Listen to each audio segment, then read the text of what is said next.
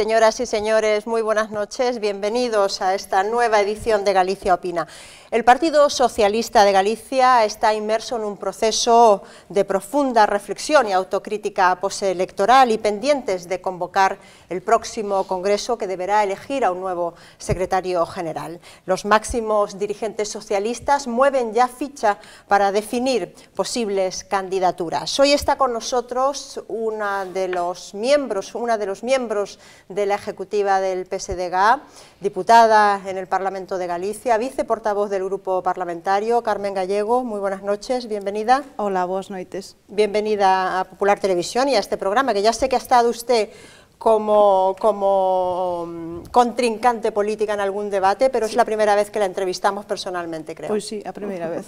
Bien, pues como cada martes me acompañan 4 profesionales de los medios de comunicación y periodismo. En primer lugar, a su lado está el periodista y comentarista, consultor también, Virgilio Costas. ¿Qué tal, Virgilio? Buenas noches. Buenas noches.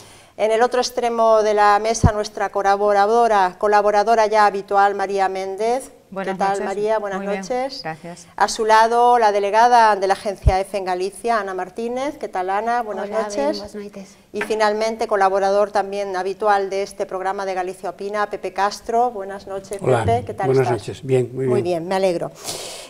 Señora Gallego, usted es diputada en la Cámara Autonómica en esta 9ª legislatura, ha sido conselleira con el gobierno bipartito de Emilio Pérez Touriño. Por cierto, ¿qué le ha parecido a usted esta crítica o esta confesión que ha hecho el expresidente del gobierno Emilio Pérez Touriño acerca de Pachi Vázquez, diciendo que había sido un grosso error haberle promovido como secretario general? Bueno, eu creo que os posicionamentos personales de cada un son moi de respetar. A min pareceme que Pachi Vázquez foi un dos conselleiros do goberno de coalición mellor valorados polo conxunto da ciudadanía, desde logo, mellor valorados polo Partido Socialista no seu conxunto, e con eso me quedo. Y con eso se queda muy bien. Entremos en materia de lo que sucede en este momento en su partido. Ayer el secretario de organización del partido, Pablo García, habló de la necesidad de hacer cambios en la organización. Si le parece, le voy a pedir que escuchemos lo que decía ayer en unas declaraciones y luego comentamos. Escuchamos lo que decía Pablo García. É obvio que nos estamos equivocando en cousas e así o temos que analizar, posto que a pesar de que Feijóo perde unha cantidade moi considerable de votos e sobre todo en determinadas zonas moi considerable, é obvio que o Partido Socialista é un partido de goberno e un partido que tamén perde, a pesar, repito, de que o partido de goberno perde votos, non é capaz de canalizar ese descontento que existe. No se ha sido capaz de canalizar ese descontento. Pablo García hablaba de cambios, no solo de personas, también de ideas. ¿Qué le parecen esas declaraciones? ¿Es necesario cambiar de ideas y también de personas? Temos que cambiar moitas cousas no Partido Socialista. O Partido Socialista de Galicia é moi dependente de como este a nivel estatal o Partido Socialista Obreiro Español. É dicir, en función de como vexan os cidadáns o Partido Socialista Obreiro Español, tamén valoran o Partido Socialista de Galicia, aínda que o Partido Socialista de Galicia, PSDG-PSOE, é un proxecto dentro do PSOE, pero un proxecto autonómico, con visión galeguista profunda nas súas raíces. Entón, temos esa dependencia que a veces nos favorece e a veces nos prexudica. Neste caso, claramente nos prexudica. Estamos nun momento no que o PSOE a nivel estatal está nunha grave crisis de identidade e buscando cal debe de ser o posicionamento político do futuro, non só a nivel estatal, sino tamén a nivel europeo. A socialdemocracia está sometida a un profundo debate porque non fomos capaces de parar, digamos, ese mantra que se vai instalando na sociedade de que a única maneira de sair desta crise é a base de recortes. Non fomos capaces, os socialdemócratas europeos, de preparar e de presentar unha alternativa diante da ciudadanía distinta dese pensamento liberal que está recorrendo toda Europa, e esa profunda crise que temos a nivel europeo e a nivel estatal impacta tamén no PSDG, como impactou no Partido Socialista de Euskadi, como impactou no Partido Socialista en Andalucía, que a pesar de estar gobernando perdemos tamén 10 puntos e como acaba de impactar no PSC. Entón, temos evidentemente que facer unha reflexión moi a fondo, e eu creo que a estamos facendo dunha maneira bastante serena, traballando internamente, todos, buscando cal debe de ser o proxecto de futuro, que non únicamente ten que pivotar sobre un cambio de caras, sino que ten que haber unha reflexión máis profunda. Temos un vello partido que ten un espacio claro na sociedade, e que ten un espacio claro na política, e que ese vello partido que temos que facer é renovalo no seu conxunto para ofrecerlle á ciudadanía o que a ciudadanía espera dun partido socialista. De todas maneras, me llama la atención un poco su análisis, porque usted habla de Europa, habla del partido a nivel nacional, habla del partido del socialismo europeo. Sin embargo, en Lugo están ofreciendo una solución desde Lugo, ¿no? Ya ni siquiera desde Galicia, sino que realmente de renovar el partido desde Lugo. ¿Qué le parece a usted esa convocatoria que ha hecho Gómez Besteiro para este sábado, que es una asamblea, además de una manera curiosa, ¿no? Porque ha enviado una carta a toda la militancia para que participen en un foro o asamblea, no sé exactamente cuál es la denominación protocolaria que debería utilizarse, y que en ese foro o asamblea pues el partido surja de allí a lo mejor una renovación total de ideas e incluso una posible candidatura de Gómez Besteiro. Bueno, ambas cosas, ¿qué le parece el método y qué le parece evidentemente el contenido? Eu respeto, como non podía ser de outra maneira, ademais formando parte da dirección do partido en Galicia, vamos a ser tremendamente respetuosos con cada compañeiro ou compañeira que se queira manifestar ou posicionar públicamente para axudar a conseguir buscar ese futuro que queremos para o Partido Socialista, utilizando as fórmulas democráticas ao noso alcance. Nós somos un partido que facemos moitas asambleas. No último ano e medio, en Galicia fixemos 4 procesos asamblearios en cada agrupación. E se convocan por carta? Das 300 largas que temos, e se convoca evidentemente a cada militante cunha orden do día, e hai un debate. É dicir, nós somos un partido onde hai moito debate interno, onde nas agrupacións locales, concello a concello, se fai debate interno e se convoca o conxunto da militancia ás asambleas, e logo ali se adoptan decisións que se trasladan aos órganos superiores. Entón, polo tanto, o método que escollen os compañeiros de Lugo me parece totalmente respetable. Eles queren buscar que o maior número de militantes estén nese debate e o van a facer. Iso non quita, nin ten nada en contra de que os socialistas temos que buscar solucións de carácter europeo, de carácter estatal e tamén de carácter autonómico, e evidentemente tamén pensar na próxima contienda electoral, que son as eleccións municipais, claro. Pode ser un buen candidato Gómez Besteiro? Eu creo que todos os compañeiros e compañeiras do Partido Socialista en Galicia, nun ou do outro xeito, poden ser bons candidatos. Quer dizer, eu non me vou a posicionar, porque son dirección, debemos de manter neste proceso todo unha exquisita neutralidade con os compañeiros e compañeiras que queiran pilotar o proceso, todo o meu respeto, porque pilotar o Partido Socialista en Galicia é unha honra para calquera que poida ser o elexido pola militancia, e é tamén unha enorme responsabilidade, polo tanto vai ter a colaboración da actual dirección do partido, calquera un dos que sexan elexidos. Usted decía que está en la dirección. Desde esa dirección, ¿excluyen ustedes la posibilidad de que Pachi Vázquez vuelva a presentarse? Bueno, eu creo que Pachi Vázquez dixo por activa e por pasiva. O que pasa é que non sei se é que non se quere escoitar o que dixo, que el non iba a ser ningún obstáculo para a renovación, non. Eso é perfectamente clarísimo.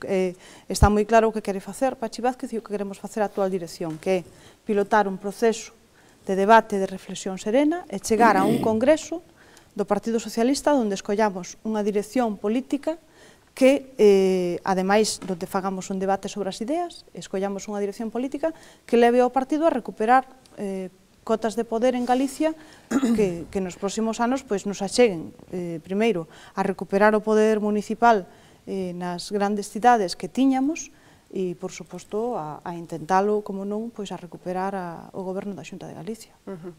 Si le parece, abrimos un turno de preguntas a mis compañeros. Pepe, por favor. Vamos a ver, señora Gallego, ten vostede pinta aspecto de colexiala rebelde.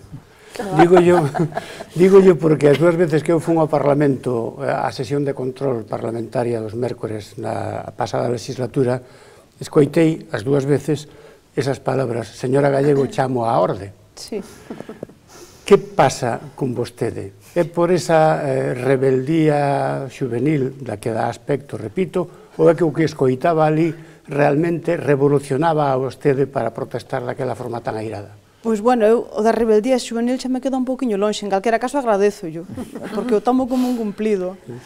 E o de que me rebele contra as persoas que na tribuna do Parlamento minten, sí, é certo, me rebelo e me rebelarei sempre. Eu creo que a política é algo moi serio, para min é unha vocación, eu estou en política porque quero cambiar as cousas e quero que a cidadanía viva mellor e creo que podo aportar para conseguir ese obxectivo e, polo tanto, creo que se poden defender as ideas de cada un e contrapoñelas en base ao rigor e á verdade.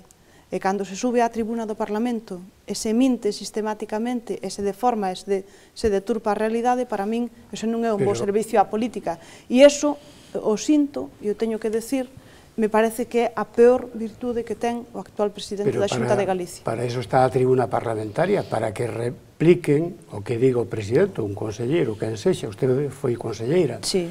Para eso hai unha tribuna e a min tamén me replicaban desde as bancadas. Non? Claro, pero non desde a bancada. Sí, desde as bancadas. Bueno, mire vostede o Parlamento inglés, por exemplo, un parlamentarismo que tanto lle gustaba, por exemplo, ao señor Fraga.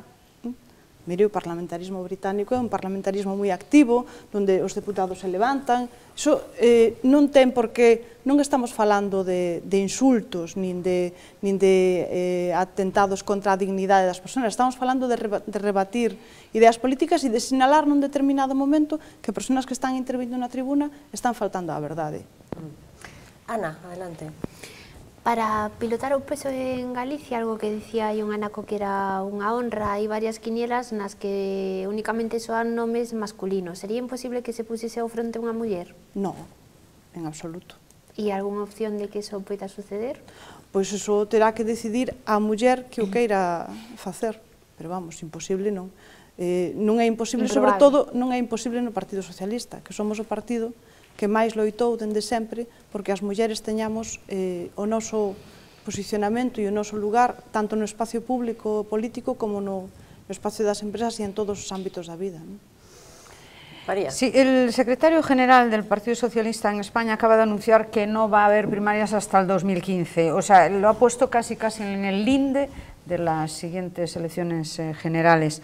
Digo yo que no corren ustedes el riesgo en Galicia de, digamos, precipitar ese proceso sereno que usted comentaba están realizando, de profunda reflexión, hasta justo las elecciones siguientes. En Galicia, que nos vayamos a tardar hasta as eleccións seguintes, non se preocupe vostede que nos facemos as cousas con calma, pero non somos perezosos, somos xente traballadora. No, a lo mejor no es una cuestión de pereza, es una cuestión de dilación en el tiempo. Como corresponde con un partido socialista obreiro, e polo tanto somos xente traballadora e faremos as cousas coa suficiente calma, pero tamén coa suficiente axilidade para que estén resoltas de maneira que a futura dirección do partido en Galicia poida afrontar con serenidade e calma tamén o proceso de eleccións locais que é o seguinte que toca e a máxima preocupación. No, yo no ponía bajo ningún concepto en entredicho a la capacidad de trabajo, ponía de estrategia política de repetir, digamos, el mismo procedimiento que ha empleado Pachi Vázquez hasta ahora. En ningún momento Pachi Vázquez utilizou ningún plantexamento de dilatar nada. Iso é radicalmente falso.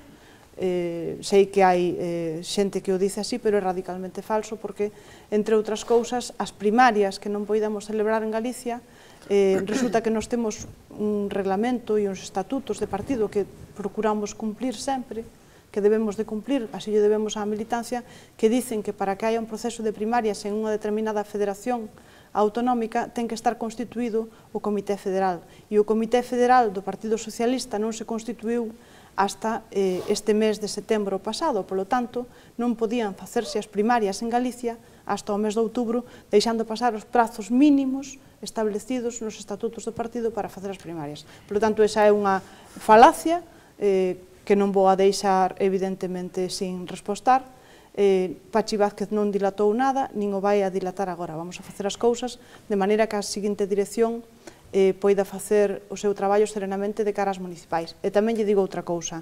O Partido Socialista Obreiro Español o que acaba de anunciar é que vai facer as primarias no momento en que haya que elexir o candidato. O que non ten ningún sentido é que un proceso de profunda ilusión que arrastra a militancia e tamén a simpatizantes, porque se está falando de abrilo a simpatizantes, se faga agora, cando faltan 3 anos para as eleccións xerais. Haberá que facelo no momento en que iso tamén axude a mobilizar as bases do Partido Socialista cara ao proceso electoral. Ningún partido político que eu coñeza designa un candidato 3 anos antes das eleccións. Pero ninguno cosechou tantas derrotas sucesivas, ¿no? Y se fue puesto tan entredicho su ejecutiva, también como la del Partido Socialista. Quiero decir, no se ha dado ese caso como para que se exigiera una modificación, ¿no?, de las personas que rigen ese proyecto. É unha simplificación excesivamente banal pensar que por cambiar a unha persona no Partido Socialista poden cambiar as cousas. O que nos dixeron os cidadáns nas eleccións municipais, nas xerais e nas posteriores autonómicas ten moi pouco que ver ou é moi irrelevante a parte do cambio de caras. Ten que ver con algunha cousa máis profunda, non? Sobre a que estamos reflexionando e sobre a que estou disposta a falar con vostedes, evidentemente. Virgilio, adelante. Sí. Vostede falaba de facer unha reflexión moi a fondo, supoño que non é tan importante o cambio de cara, supoño que se refiere a reflexión sobre as ideas ou os ideais que ten o Partido Socialista. A pregunta é se esas ideas non valen, porque hai que reflexionar sobre elas, como casa iso con que os que estuveron representando e defendendo esas ideas son os que teñen que seguir, porque dice que non é en cambio de caras. Supoño que se ao mesmo proxecto, se lle cambian as ideas, habrá que cambiarlle al menos os intérpretes desas ideas, porque ou valen todos para tocar a mesma partitura. Non, é que eu non dixen nada do que vostede dixo, primeiro. Bueno, foi unha interpretación miña. Efectivamente, pero non se preocupe que eu estou aquí para aclarecer o que faga falta. Primeiro, eu non digo que non haya que renovar caras, eu digo que hai que facelo todo. Segundo, eu cando falo de renovar proxecto, non estou falando de cambiar os ideales do Partido Socialista porque teñen 133 anos, están plenamente vixentes. Hoxe, máis que nunca, estamos sometidos a unha profunda recesión económica, polo tanto, os valores da solidariedade, da igualdade, da xusticia social e da liberdade e da paz son valores que están tan vixentes como vostede mesmo acaba de percibir cando eu os estaba citando. O que estou falando, cando falamos da reflexión profunda, é de que temos que analizar moi polo miúdo cales son as causas que nos levaron a ter estas derrotas electorales, algunhas xa as temos moi contrastadas, evidentemente. Eu creo que temos un divorcio entre o electorado e nós a partir dun determinado momento puntual donde a xente non entendeu que o Partido Socialista tomara esa decisión. E eu eso circunscribo pois ao ano 2010, a maio do ano 2010, donde, ao meu xuicio, e esta é unha opinión evidentemente particular, pero é a miña opinión, tomamos unha postura que probablemente o presidente Zapatero entendeu que era a postura máis responsable que podía adoptar, porque a outra leváballe a convocar unhas eleccións e tiña verdadeiro pánico ao rescate de España, pero tomamos un posicionamento político que o noso electorado e a nosa militancia non entendeu, porque renunciamos a algúns dos nosos valores máis profundos ou co que a xente nos identificaba máis. E a partir de aí sufrimos unha perda de credibilidade, é dicir, a xente deixou de confiar en nós, porque aquilo que sabía sempre que eu tiña seguro no Partido Socialista deixou de topalo no Partido Socialista. E iso hai que recuperalo, e iso vai a levar tempo.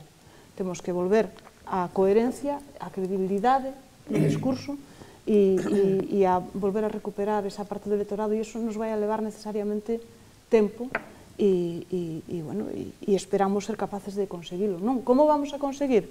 Bueno, pois facendo esta reflexión, facendo tamén unha modernización do partido. É un partido que ten 133 anos e que ten moitas cousas boas, pero que tamén ten algunhas rixideces que é necesario modificar e que é necesario darlle impulso e provocar máis ilusión na nosa militancia, nos simpatizantes e na cidadanía, e que nos perciban como aquel partido que sempre tuveron de referencia e que ainda o siguen tendo, que é o partido que garantiu en España, que modernizou España, que garantiu os dereitos individuais e colectivos que máis aprecia a ciudadanía, a educación, a sanidade, as pensións, o cuarto pilar do Estado da Benestar, a lei da dependencia e, por suposto, a modernización de España. Sí, só para replicarlle un pouco.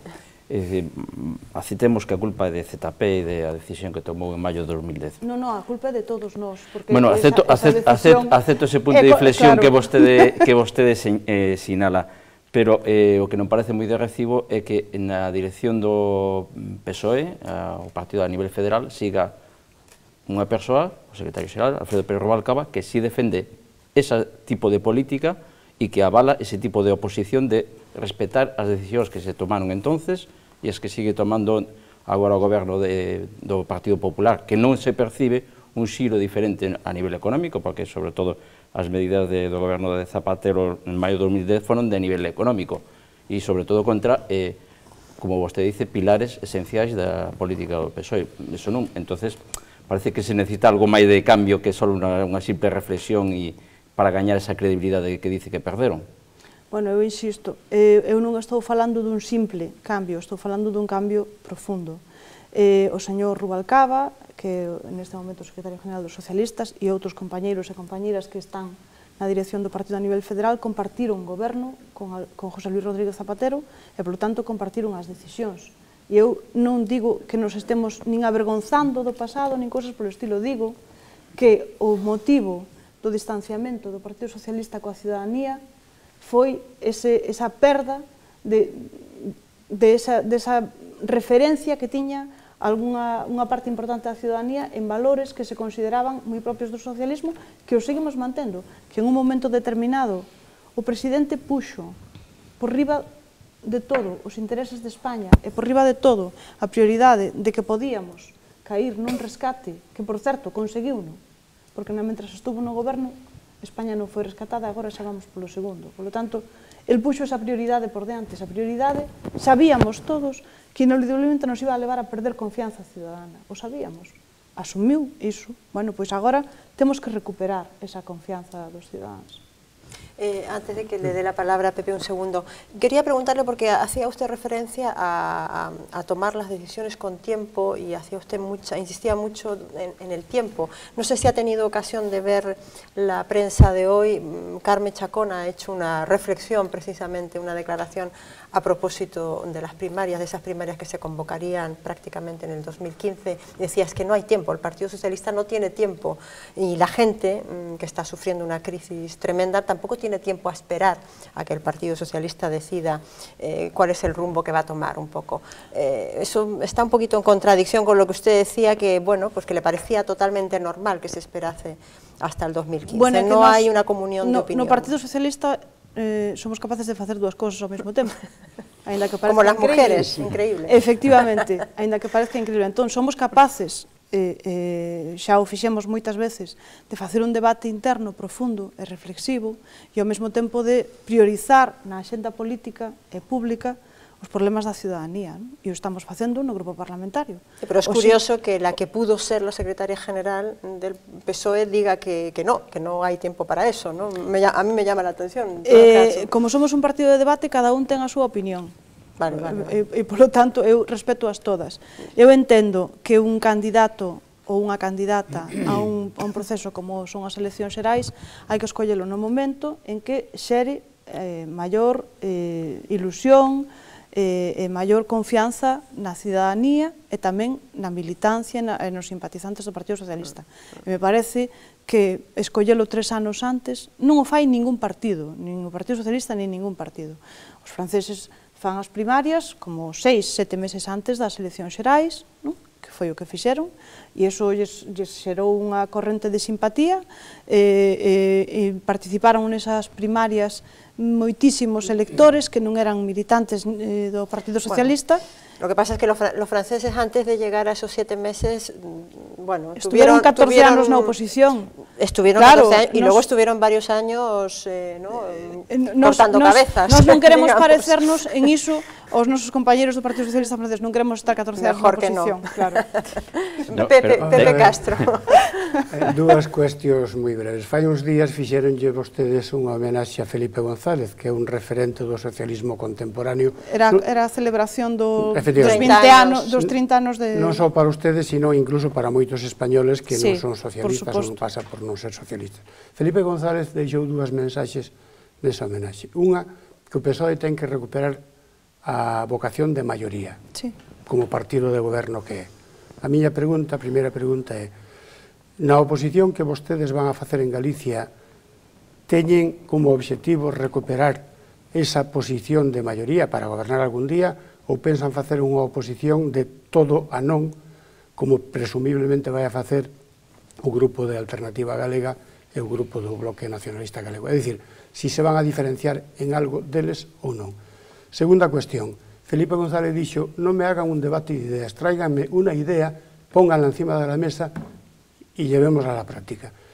Neste momento, que idea aportaría Carme Gallego aos militantes ou aos simpatizantes socialistas ou ao pobo en xeral para que ese pobo recupere a confianza no Partido Socialista de Galicia?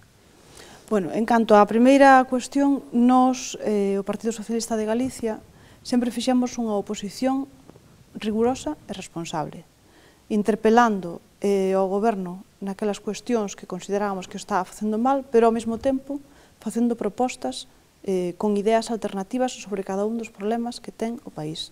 E así o vamos a seguir facendo. Por certo, non atopamos unha resposta positiva no Partido Popular de Galicia na anterior legislatura. Espero que nesta legislatura pois non sexa así, porque lle quero recordar que presentamos proxectos de lei para blindar as políticas públicas básicas como a sanidade e a educación, que foron rexeitados polo Partido Popular. Lle quero recordar que presentamos todo un plan para fomentar o emprego no noso país e que a resposta do presidente Feijóo primeiro foi que non tiña competencias e logo foi desbotalo. Un plan de emprego que tiña propostas tanto para os xóvenes, que temos unha gran lacra no noso país co emprego juvenil, como para as mulleres e como para os parados de longa duración. E de todas esas cuestións queremos seguir falando no Parlamento de Galicia. Verá, a semana que ven hai pleno no Parlamento de Galicia, martes e mércores.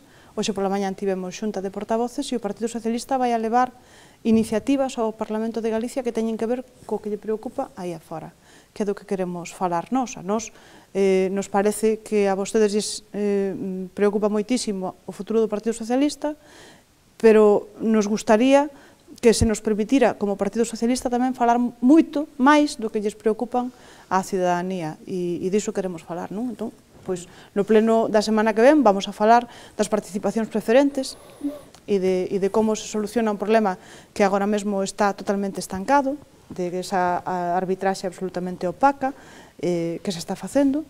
Queremos falar do sector lácteo, que ten un grave problema no noso país. Queremos falar da Comisión de Investigación de Nova Galicia Banco, que o PP a viu rexeitando durante máis dun ano, con 4 propostas que presentou o Partido Socialista e que agora parece que a vai a aceptar. Queremos falar dos desafiuzamentos e de como milleiros de persoas están quedando na rúa sin as súas vivendas. É dicir, queremos falar do que lle preocupa á xente na rúa, porque nós somos un partido que queremos estar pegados á xente. E non só o criticamos, tamén presentamos propostas alternativas, porque o noso programa electoral, que é, evidentemente, a nosa guía para facer a oposición nestes 4 anos desde o Grupo Parlamentario Socialista, contén toda unha política económica alternativa á do Partido Popular, donde se recauda ingresos para a comunidade autónoma para facerlle frente ao principal problema que ten o país, que é o desemprego, e esa política económica alternativa a vamos a plantexar a modo de iniciativas no Parlamento de Galicia. Por lo tanto, por esa cuestión non teñan ningún problema. E que se temos vocación de maioría, o Partido Socialista é un partido con vocación de goberno e sempre traballa pensando en que pode ser goberno. Desde logo, a nosa posición natural é ser goberno. Non nos gusta estar na oposición, nin estamos cómodos na oposición. A nós nos gusta estar no goberno, somos un partido con vocación de goberno e por iso facemos unha oposición na que combinamos a crítica, pero tamén a parte positiva e propositiva. Ana? Tamén teño dúas cuestións moi breves, unha respecto ás preferentes que acaba de citar, sobre todo agora que están aumentando os encerros tanto no Concello do Rosal como en Caixeiros. que solución práctica propón o PSOE, e outra como foi conselleira de Pesca respecto a xente, sobre todo, que se dedicaba a captura do pulpo en Mauritania, que están encerrados no Concello de Marín. Cales son as medidas que proporía o seu partido?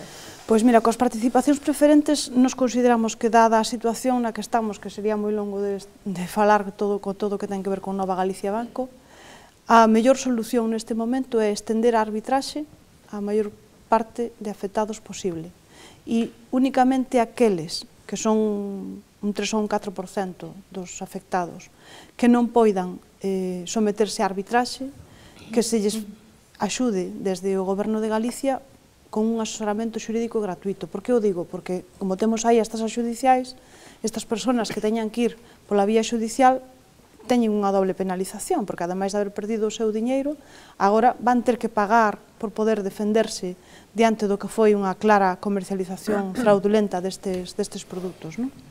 Entón, como estamos falando de aforradores estafados, que non estamos falando de inversores, creemos que estender a arbitraxe sería o prudente, e que iso só depende dunha decisión política da Xunta de Galicia, exixéndolle a Nova Galicia Banco que o faga. Claro, que pasa? Que desde que remontaron as eleccións autonómicas, eu a semana pasada me reunín con todas as plataformas de Galicia, o que están notando os propios afectados é que baixaron os laudos, que hai menos árbitros, por tanto que se ralentizou o proceso de arbitraxe, e o temor é que a 30 de decembro se paralice a arbitraxe e toda esta xente perda a totalidade dos seus aforros, que son os aforros de toda unha vida para moitos deles. Eu quería facer un matiz, comercialización fraudulenta, acaba de decir vostede, pero autorizada polo Banco de España e pola Xunta de Galicia, da que vostede formaba parte. E da do Partido Popular tamén. Tamén, é dicir, por todos, pero ustedes tamén, Claro. O sea, fraudulenta, consentida por ustedes. Vamos a ver, comercialización fraudulenta dun produto legal, claro, que escapou dos controles que había establecidos en todos os gobernos. Non se fixeron controles. Desde o 2003, goberno de Aznar, pasando polo goberno de José Luis Rodríguez Zapatero, terminando no goberno de Mariano Rajoy, pasando na Xunta de Galicia polo goberno Fraga, polo goberno Touriño, e terminando no goberno de Alberto Núñez Feijóo. Que pasa? Que esa comercialización fraudulenta dese produto, que é un produto legal, que se pode comercializar para os grandes inversores, estalla o conflicto no momento en que os afectados queren ir a retirar o seu diñeiro e non poden. Está o conflito cando desaparece o mercado secundario. Evidentemente. Bueno, creo que quedaba unha pregunta con respecto a Mauritania. Vamos a ver, Mauritania é o fracaso dunha política pesqueira absolutamente equivocada, no que ten que ver cos acordos pesqueiros. Os cefalopodeiros galegos, os barcos cefalopodeiros galegos que están todos en Canarias, teñen a base ali, pero todos os armadores son galegos, que faenaban en Mauritania, ahora foron os que antes xa faenaran en Marrocos, e no 99 foron expulsados do caladeiro marroquí, e se desplazaron a Mauritania e tamén un pouco hacia abaixo, Senegal, a pescar pulpo. Esta renovación deste acordo pesqueiro agora expulsa aos cefalopodeiros e deixa só barcos galegos, 2 ou 3 de Marín, que van á merluza, non? E os mariñeiros que están encerrados no Concello de Marín o fan porque o goberno español non paga os salarios que teñen que pagarlle mensualmente a través do ISM desde que deixaron de faenar, que son 6 meses, o que lle corresponde de axudas, non? Bueno, primeiro, a solidaridade do Partido Socialista para con estes mariñeiros que están pechados no Concello de Marín e, por suposto, a exigencia ao Goberno Central de que ten que pagar xa, porque non se entende un retraso desde o mes de agosto, porque as familias comen todos os meses, non poden esperar tantos meses para comer, e, en segundo lugar, o Goberno de España e o Goberno galego, que hasta agora, sobre o acordo de Mauritania, non dixo nin chío, deberían de ser un pouquinho máis belixerantes para a renegociación deste acordo e para que incluya posibilidades de pesca para o cefalópodo, porque non é certo que o recurso en augas mauritanas este en mal resultado. E do que nós sabemos, o señor Cañete anunciou no Bran que iba a facer unha ofensiva diplomática en Bruselas para que os demais países da Unión Europea o apoyaran diante da comisaria para que nese acordo se incluíran as posibilidades de cefalópodo, e xa van 2 consellos de ministros.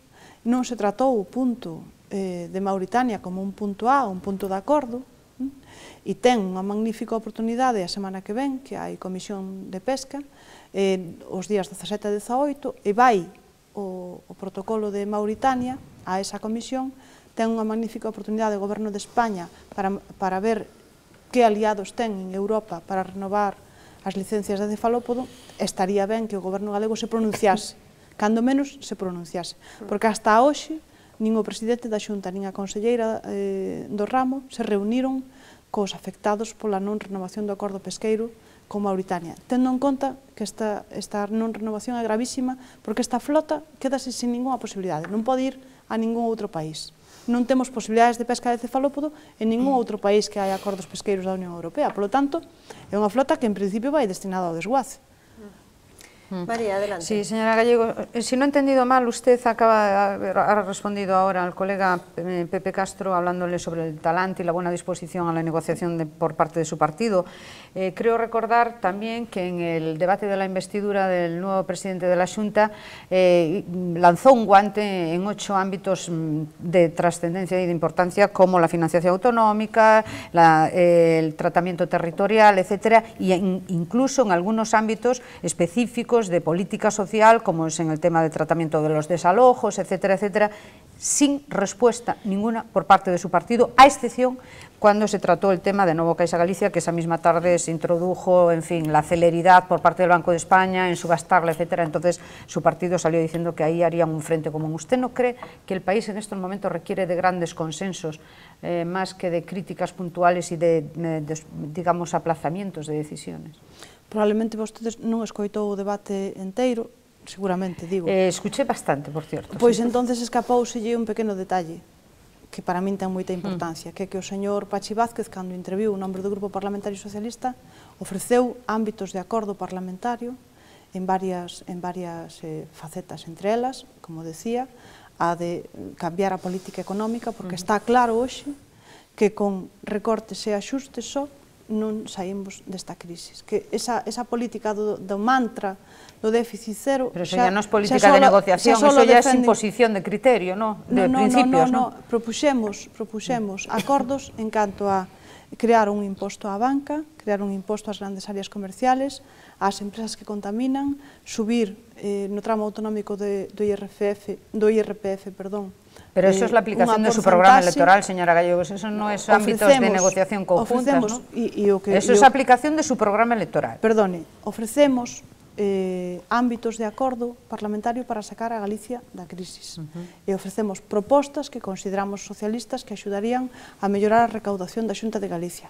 Desde logo, de propostas que teñen que ver co ideario socialista, ou igual que o presidente da Xunta ofreceu propostas que están no seu programa electoral e teñen que ver co ideario do Partido Popular.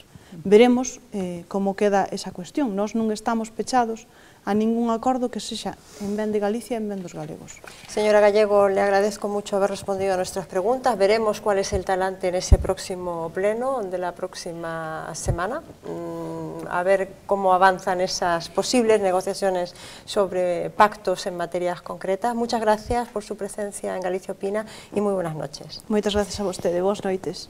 No se vayan, 2 minutos, hacemos una pequeña pausa y seguimos con el análisis de la jornada. Hasta ahora mismo.